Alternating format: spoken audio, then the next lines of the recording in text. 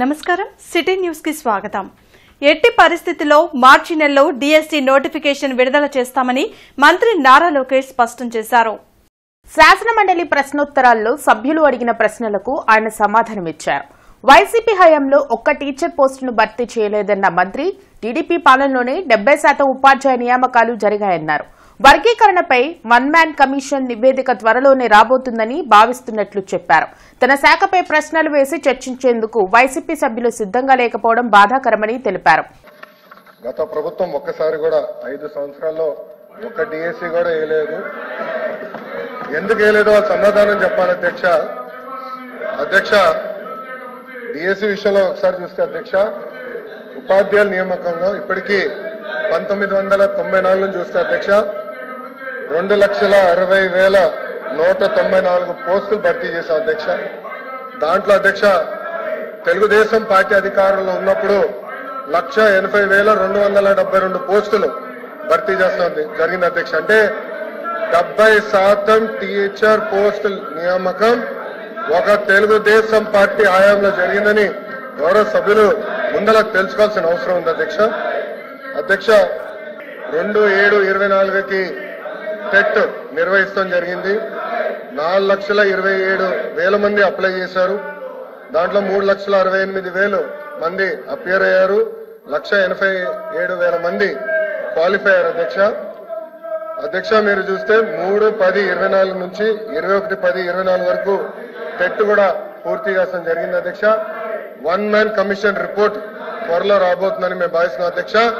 ఎట్టి పరిస్థితుల్లో మార్చి నెలలో డిఎస్సి నోటిఫికేషన్ ఇచ్చే బాధ్యత మన ప్రభుత్వం తీసుకుంటుందని నిరుద్యోగ యువకులకి ఈ సభ సాక్షిగా నేను హామీ ఇస్తాం జరుగుతుంది అధ్యక్ష। గ్రాడ్యుయేట్ ఎమ్మెల్సీ అభ్యర్థిగా ఆలపాటి రాజా ఘన విజయం సాధించారు। తన సమీప అభ్యర్థి కెఎస్ లక్ష్మణరావుపై 82,320 మెజార్టీతో గెలుపొందారు। అంతా అనుకున్నట్టుగానే జరిగింది। గ్రాడ్యుయేట్ ఎమ్మెల్సీ ఎన్నికలలో పట్టభద్రులు తమ సత్తా చాటారు। కూటమి అభ్యర్థి ఆలపాటి రాజాను విజయ శిఖరాలకు చేర్చారు। ప్రథమ ప్రాధాన్యత ఓట్లలోనే ఆయన గెలుపొందారు। కౌంటింగ్ ప్రక్రియ ప్రారంభమైన తొలి రౌండ్ నుండే ఆయన ఆధిక్యత ప్రదర్శిస్తూనే ఉన్నారు। తెల్లవారుజామున 9వ రౌండ్ ఫలితాలను అధికారులు ప్రకటించారు। మొత్తం 2,41,544 ఓట్లకు గాను 2,14,865 ఓట్లు చెల్లుబాటు అయ్యాయి। 26,679 ఓట్లు చెల్లుబాటు కాలేదు। ఆలపాటి రాజా 1,45,057 ఓట్లు సాధించగా కెఎస్ లక్ష్మణరావు 62,737 ఓట్లు సాధించారు। దీంతో రాజా 82,320 ఓట్ల మెజారిటీతో ఘన విజయం సాధించారు। ఈ నేపథ్యంలో పార్టీ శ్రేణులు అభిమానులు సంబరాలు జరుపుకున్నారు। ప్రజల విశ్వాసానికి అనుగుణంగా పనిచేస్తారని ఆలపాటి ఈ సందర్భంగా తెలిపారు।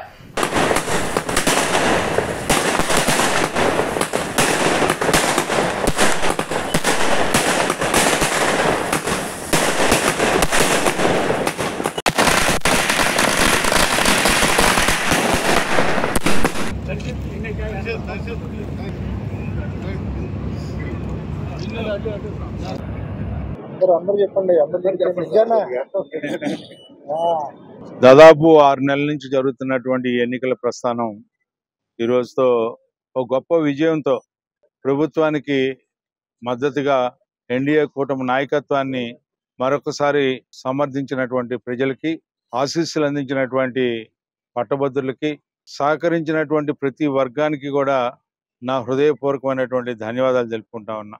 ఈ రోజున ప్రజలు ఇచ్చినటువంటి తీర్పుని ఇది గొప్ప తీర్పుగా నేను భావిస్తూ, ఈ తీర్పుని రావటానికి కృషి చేసినటువంటి కార్యకర్తలకి, అదేవిధంగా కూటమి నాయకత్వానికి నన్ను బలపరిచినటువంటి పెద్దలు చంద్రబాబు నాయుడు గారికి, పవన్ కళ్యాణ్ గారికి, పురంధేశ్వరి గారికి, మరి ముఖ్యంగా లోకేష్ గారికి ఈ రోజున ప్రతి ఒక్కరికి కూడా మరొకసారి హృదయపూర్వకమైనటువంటి ధన్యవాదాలు తెలుపుకుంటూ, ఎంబీబీఎస్ విద్యార్థుల 74వ graduation ceremony Guntur medical college లో ఘనంగా జరిగింది।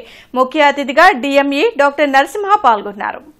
జిమ్ఖానా ఆడిటోరియంలో 74వ గ్రాడ్యుయేషన్ సెరమనీ జరిగింది. 2019 బ్యాచ్ ఎంబీబీఎస్ విద్యార్థులు తమ కోర్సులను పూర్తి చేసుకుని పట్టాలు తీసుకుంటున్నారని ప్రిన్సిపల్ డాక్టర్ ఎన్వి సుందరాచారి తెలిపారు. విద్యార్థులు తమ కుటుంబ సభ్యులతో కలిసి వచ్చి ఈ స్నాతకోత్సవంలో పాల్గొనడం కన్నుల పండుగగా ఉందని ఆయన అన్నారు. ఈ కార్యక్రమంలో GGH superintendent doctor Ramana Yashasvi, vice principal doctor Sridhar, doctor Prabhakar పాల్గొన్నారు. ఆ సర్టిఫికెట్ ఇచ్చే ముందు ఒక సభ ఏర్పాటు చేసి స్నాతకోత్సవం ఏర్పాటు చేసి ముఖ్య అతిథిగా director of medical education Andhra Pradesh DSVL Narasimham గారిని ఆహ్వానించాం. ఆయన వచ్చారు, ఆయన చక్కటి మెసేజ్ ఇచ్చారు, పిల్లలు స్ఫూర్తిని పొందారు. ఇది అంటే ఎంబీబీఎస్ పూర్తయిన తర్వాత వాళ్ళ తల్లిదండ్రులతోటి, వాళ్ళ అన్నదమ్ములతోటి, అక్కచెల్లెలతోటి కుటుంబ సమేతంగా అందరూ వచ్చారు. వాళ్ళు ఒక అనుభూతిని పొందుతున్నారు ఈ కళాశాలలో. నేను ఈ కళాశాల ప్రిన్సిపల్గా చేస్తున్నాను, ఈ కళాశాలను చదువుకున్నాను. ఇది చక్కగా చాలా గ్రాండ్గా జరుగుతూ ఉంది. ఇది ప్రతి సంవత్సరం జరుగుతూ ఉంటుంది, కానీ ఎవ్రీ ఇయర్ ఇంతకంటే మంచిగా మేము జరపాలనుకుంటున్నాం. వాళ్ళ సంతోషం కోసం, వాళ్ళ అనుభూతి కోసం. నిజానికి ఇది ప్రీ ఇండిపెండెన్స్ కాలేజీ. ఈ కాలేజీకి అటాచ్ అయిన గవర్నమెంట్ జనరల్ హాస్పిటల్లో ఈ 250 మంది హౌస్ సర్జన్స్ చక్కగా నేర్చుకొని ప్రాక్టికల్ నాలెడ్జ్ తోటి ఇవాళ బయటికి వెళ్ళి వారి సత్తాను చూపిస్తూ మళ్ళీ పీజీ ఎంట్రన్స్లు రాసుకొని మళ్ళీ పీజీలో చేరాలని నేను కోరుకుంటున్నాను. ఎందుకంటే వీళ్ళు చాలామంది మళ్ళీ ఇక్కడికే పీజీలుగా వస్తారు. అంటే నేటి హౌస్ సర్జన్సే రేపు సర్జన్స్గా మళ్ళీ వస్తారు మా దగ్గరికి.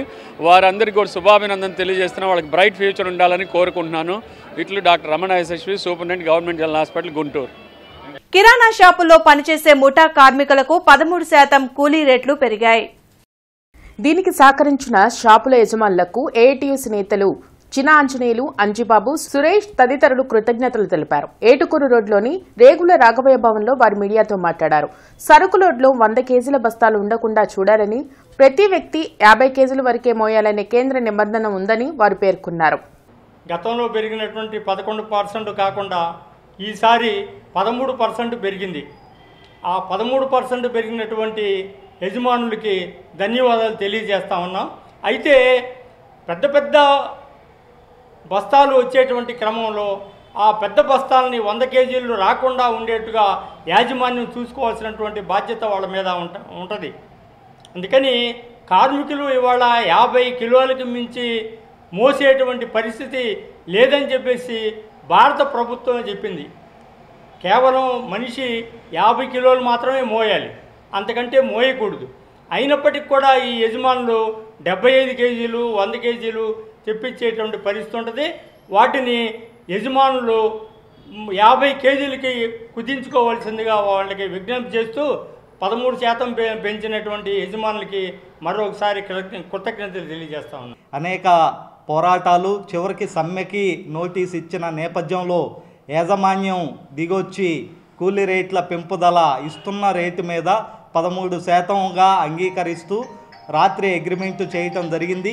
ఈ అగ్రిమెంటు 3/3/2025 నిన్నటి నుంచి అమల్లో ఉంటుందని తెలియజేస్తూ కిరాణా షాపుల్లో పనిచేస్తున్న కార్మిక వర్గం మొత్తం పెరిగిన కూలీ రేట్లని అమలు చేసుకోవాల్సిందిగా విజ్ఞప్తి చేస్తున్నాము. ఏఐటీయూసీ నగర ముఠా కార్మిక సంఘం ఆధ్వర్యంలో జరిగిన పోరాటాల ద్వారానే ఈ కూలీ రేట్ల పెంపుదల చేయటం జరిగిందని తెలియజేస్తున్నాం. పొన్నూరులోని రష్మిక వైన్ షాప్లో చోరీ జరిగింది. ఈ నేపథ్యంలో పట్టణ ఎస్ఐ శ్రీహరి నేతృత్వంలో గుంటూరు క్లూస్ టీం సిబ్బంది వైన్ షాప్లో వేలిముద్రలు సేకరిస్తున్నారు. వేలిముద్రలు ఆధారంగా దుండగులను త్వరలో పట్టుకుంటామని మీడియాకు తెలిపారు. అలాగే చోరీ జరిగిన సూపర్ బజార్లో కూడా వేలిముద్రలు సేకరిస్తామని అన్నారు.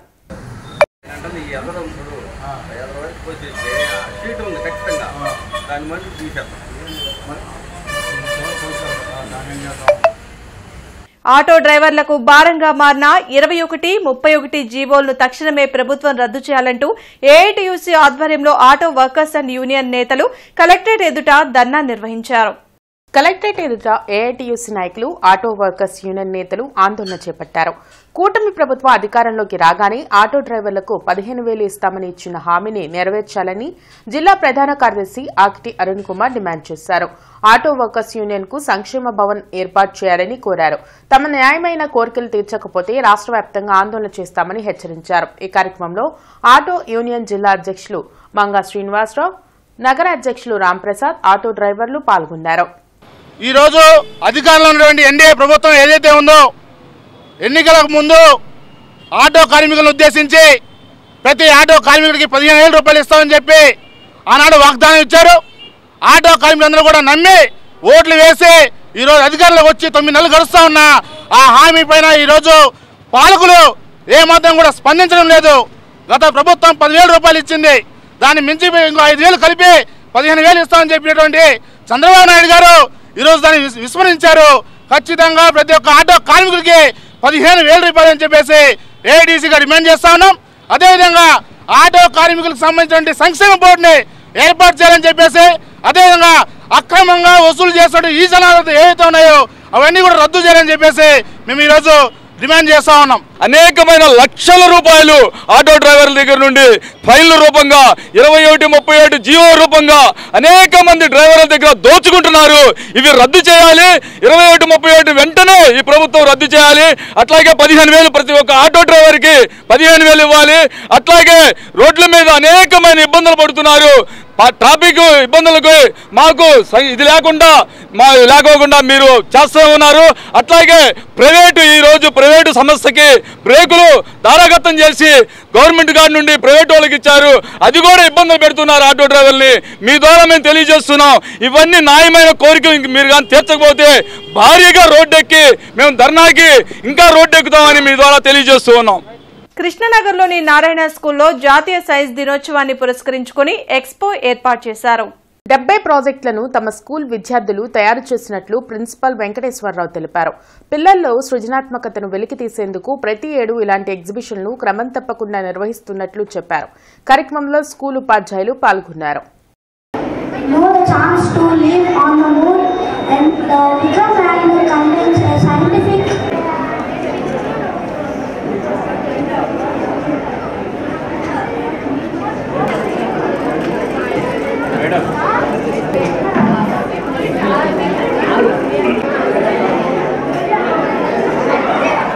మా విద్యార్థినులు షార్ట్ టర్మ్లో వాళ్ళ యొక్క ఆలోచన సరళికి అనుగుణంగా డిఫరెంట్ ప్రాజెక్ట్స్ని ప్రిపేర్ చేయడం జరిగింది. అవన్నిటిని కూడా ఇక్కడ ఎగ్జిబిషన్ చేస్తూ ఉన్నాము. నారాయణ మేనేజ్మెంట్ ఇచ్చినటువంటి సపోర్ట్తో అవర్ ఫౌండర్ గారు అండ్ డైరెక్టర్స్ ఇచ్చినటువంటి ఆలోచన సరళకు అనుగుణంగా మేమందరం కూడా ఇక్కడ ఈ కార్యక్రమాన్ని స్టూడెంట్స్ యొక్క నాలెడ్జ్ని పెంపొందించడం కోసం కార్యక్రమం నిర్వహించడం జరుగుతుందండి.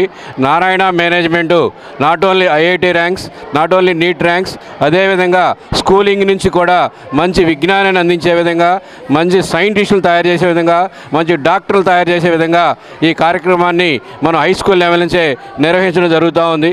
సో ఈ కార్యక్రమానికి కోఆపరేట్ చేసినటువంటి మా మేనేజ్మెంట్కి, అదేవిధంగా మా ఏజిఎం గారికి, మా డీజీఎం శ్రీనివాసరెడ్డి గారికి అందరికీ. పాత గుంటూరు శ్రీ రమా సహిత సత్యనారాయణ స్వామి, శ్రీ రాజరాజేశ్వరి సమేత చంద్రశేఖర స్వామివారి దేవస్థానంలో 100వ ఆలయ ప్రతిష్ఠా మహోత్సవం జరిగింది. ఈ సందర్భంగా శిఖర కలశాభిషేక కార్యక్రమం నిర్వహించారు. ఈ కార్యక్రమంలో ఆలయ పరిపాలనాధికారి Rajasekhar, corporator Meeravali, Jujjuri community hall Srinivasa Rao, Tirupati Reddy, వేద బ్రాహ్మణులు, భక్తులు పాల్గొన్నారు. ఈరోజు విశేషప్రదంగా భక్తుల యొక్క అనుగ్రహంతో, భక్తుల యొక్క విశేషమైన భక్తజనంతో స్వామివారికి మహాశ్రమణ కుంభాభిషేక కార్యక్రమం చేసుకున్నాం. అది ఎంతో మన అందరి యొక్క అదృష్టంగా భావించుకోవాలి. ఆ కుంభాభిషేక కార్యక్రమం అనుగ్రహ ప్రభావం చేత ఆ సత్యనారాయణ స్వామి అందరినీ కూడా సదా రక్షిస్తూ అనుగ్రహిస్తాడు. ఇది సత్యము అని చెప్పేసి విశేషప్రదంగా తెలియజేసుకుంటున్నాం. ఇటువంటి ఆలయము మన యొక్క గ్రామంలో ఉందంటే మనం పూర్వజన్మలో చేసుకున్న సుకృతం చేతనే ఉన్నది అని అనుకోవాలి. గుంటూరు అంటూ పుట్టిందంటే పాత గుంటూరులోనే. గత్తపూరి అనేవాళ్ళు, అంతకుముందు గుంటలూరు కూడా అనేవాళ్ళు, ఇప్పుడు గుంటూరు అని పిలుస్తున్నారు. కానీ పూర్వం ఇక్కడే గుంటూరు అంటే ఇక్కడే బాగా అభివృద్ధి చెందిన ఇదిగా ఉండేది. రాజులు వీళ్ళందరూ పరిపాలించిన గడ్డ కాబట్టి ఇక్కడ ఎంతో విశిష్టత పవిత్రత అన్నీ కలగలుపుగా ఉందని ఈ పాత గుంటూరుకి మంచి శేఖర్ గారు కొద్దిగా ఎంతో ఈ గుడి డెవలప్మెంట్లో అందరూ పాల్గొన్నారు. ఇంకా డెవలప్ అవ్వాలని, ఇంకా డెవలప్ అయ్యి మంచి అభివృద్ధి చెందాలని మనస్ఫూర్తిగా ఈ వార్డు కార్పొరేటర్గా మనస్ఫూర్తిగా కోరుకుంటున్నాను. ఈ వార్తలు ఇంతటితో సమాప్తం. నమస్కారం.